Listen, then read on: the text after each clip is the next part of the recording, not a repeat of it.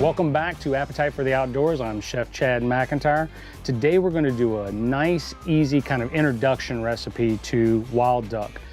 Do a quick marinade, super easy. We got some minced garlic, a good tablespoon of Worcestershire sauce, 2 tablespoons of olive oil, nice heavy on the black pepper, same thing on the salt, and then a little bit of Carolina Cooker hot sauce just to kind of bump it up a little bit. What we're gonna do is we're gonna give these guys a quick toss, put them in the fridge for about half an hour, and then we're gonna get the grill hot while we're doing that and get them cooked off.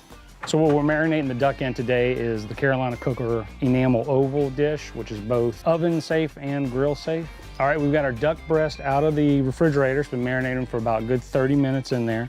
And so we've taken our Kamado Grill and getting this temperature really up. Right now it's about 550. That way we can get a good sear on it and kind of seal all the flavor in on the duck. So we're gonna go ahead and put our duck breast on there.